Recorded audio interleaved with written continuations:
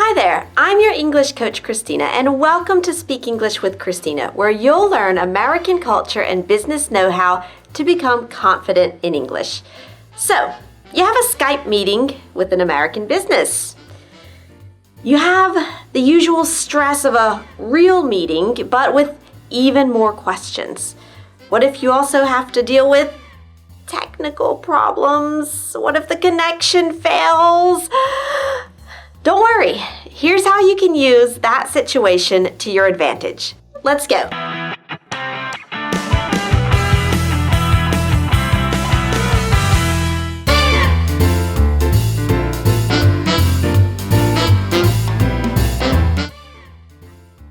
Can you hear me? Okay, what about now? Is that okay now?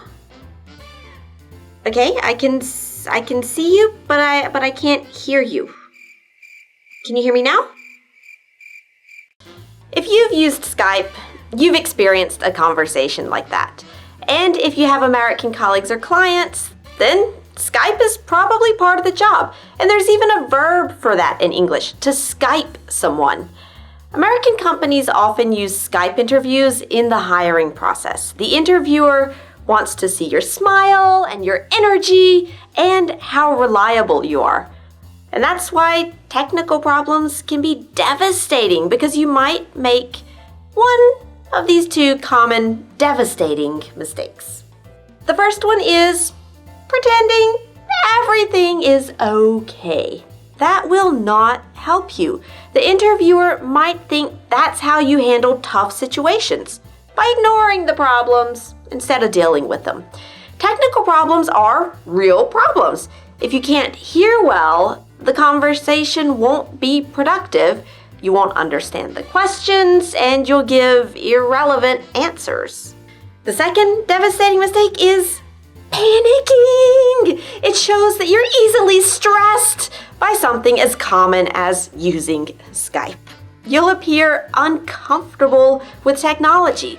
You'll look like you can't control your emotions and stay calm when things don't go as planned. In both cases, it sends a bad signal. Nobody wants to hire a candidate like that. So, how should you react instead? Start by being prepared.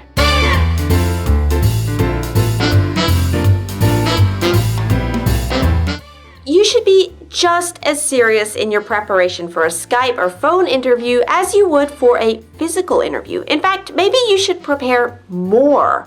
Skype is notorious for connection problems. Probably 1 out of 3 calls that I do on Skype have connection problems at some point. So, to minimize the risks, check Skype's recommendations for connection bandwidth on this page, and I'll put the link below. Then, use this site to test your connection, link below. And if your bandwidth is not enough, use an Ethernet cable to connect instead of Wi-Fi. Yes, it's old school, but it works. You should also get familiar with the extra features of Skype. Be sure that you know how to turn on your video in case this isn't automatic, and how to send a chat message so you can give email addresses, phone numbers, and links to the interviewer. And learn how to share your screen. It might prove useful.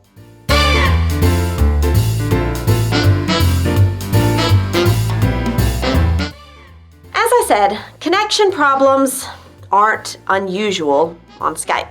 At some point, problems will happen. So, here's my step-by-step guide to handling connection problems based on my experience of teaching online and talking to business clients. Step 1, be prepared. On the day of the interview, check your connection strength and keep an Ethernet cable around. Step 2, if the connection lags or breaks down, you can say, hold on a minute, I'm just going to plug in my Ethernet cable to fix the connection. Step 3, if that doesn't work, suggest cutting the video. Not ideal, but it's more important to hear clearly than to see the other person. Say, "Do you mind if I cut the video? I'm going to see if that improves the connection." Step 4. If that still doesn't solve the problem, suggest starting the call again. Say, "Why don't we start over? Can you hang up and call me back?" Step 5. Another option. Keep Skype on for the video so you can see each other, but use the phone for clear audio. You can say, "Can I suggest a solution? Why don't you call me on the phone, but we can keep the video on Skype? Here's my number in the chat." And then you enter your number into the chat on Skype. Step 6. If all else fails, suggest just using the telephone. You can say, "I think Skype is having a bad day. It would be more efficient to do this on the phone, perhaps. Would you like to call me on the phone instead?" In this whole situation, don't panic.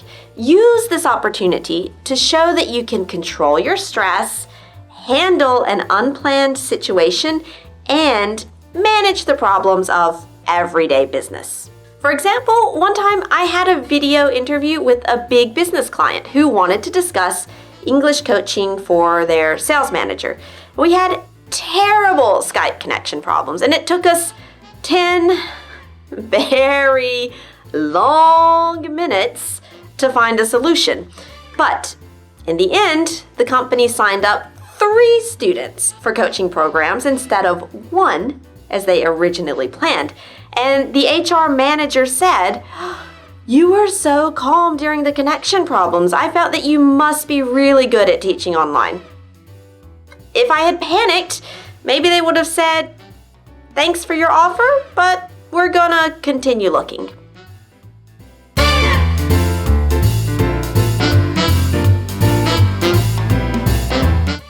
So, remember, prepare your call, learn Skype extra features, and check your connection. Don't ignore the problem and don't panic. And you can always fall back on my step-by-step guide to handling technical problems.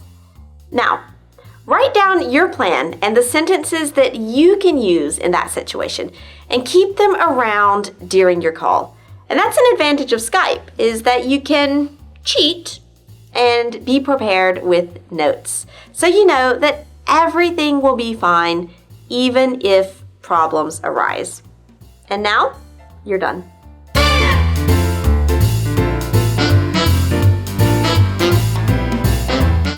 So, tell me, how did you handle your last Skype connection problems? Write down your experience in the comments. It's a great way to practice and share with the world.